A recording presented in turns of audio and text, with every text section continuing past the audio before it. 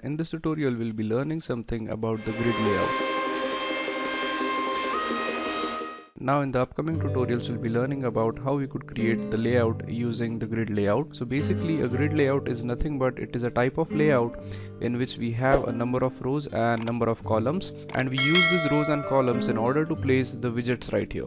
So in this tutorial, what I have done is that I have opened up a new project and I have named it My Application 2 or My App 2, and what I have done is that I have deleted each and every element which is present onto the screen so as to make it simple to understand the grid layout. Now once you are done with setting up your project and deleting all the elements on your layout, the next thing which you want to do is that you want to add the grid layout to your interface. So in order to add the grid layout, we simply go under this layouts tab and then select grid layout, and we just drag this and drop it over here. So as you could see, we have the grid layout which spans the entire activity, or it spans the entire screen of our phone.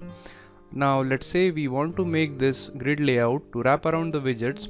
So for wrapping this layout, we use this button right here.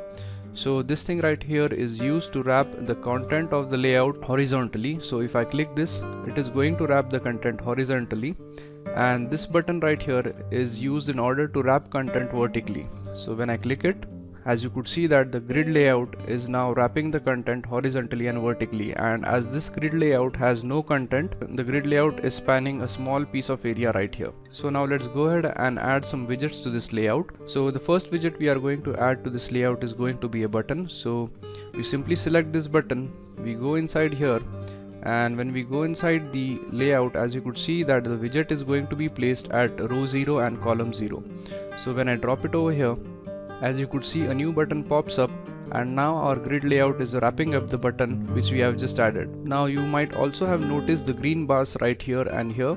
So these are basically used in order to represent the row and column. So this bar right here is going to represent the set of columns, and this bar right here is going to represent a set of rows.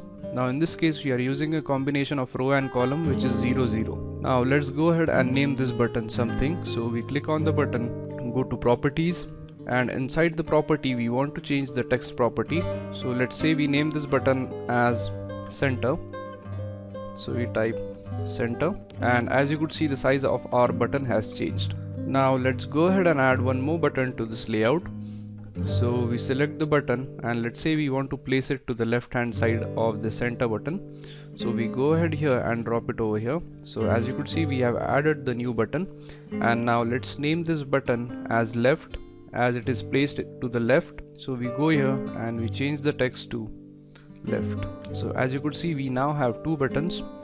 So you could notice that one more green bar has been increased over here, and that is because we have added an additional column to our layout. Now let's add one more button to this, and now let's add it to the right hand side of center. So as you could see, we have our new button, and let's name this as right. So we change the text here to right. So now as you could see, we have one row and 3 columns.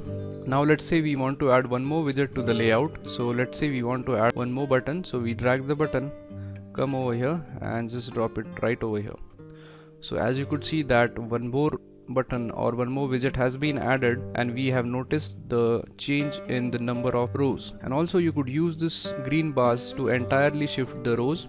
So for example, if I select this and if I drag it and drop it down here, you could see that the layout changes. So you could basically select an entire row or an entire column, and you could just drag it and drop it somewhere else. And one more thing which I wanted to mention is that as we are using a grid layout and it is just wrapping up the content, so if we select another button and if we drop it somewhere over here, so it is not going to laid on the grid layout, and that is because our grid layout is only present in this area right here.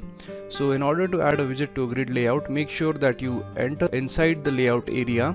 So for example, this right here is the layout area which is specified by a yellow border. So if we drag a button and drop it over here, it is not going to be present in our grid layout. And also one more thing which I wanted to mention here is that if you want a particular button to span the entire row, then you could do so by just dragging the button and dropping it like this. Now in this case we have increased the span. Now once this is done, the next thing which we do is we select this edge, then we drag it up till the point where we want, and then we could just drop it over here. And you could also do the same with spanning the button to a particular column. So that's basically an overview of how a grid layout could be used in order to design the user interface. So the grid layout is basically used when we have a number of text boxes or buttons onto our interface, so that we could align them properly in a particular grid in a row and column fashion. So that's it for this tutorial, and in the next tutorial we'll be learning how we could handle events such as button clicks, and we are also going to learn about the action listener in the upcoming tutorials. So thank you very much for watching.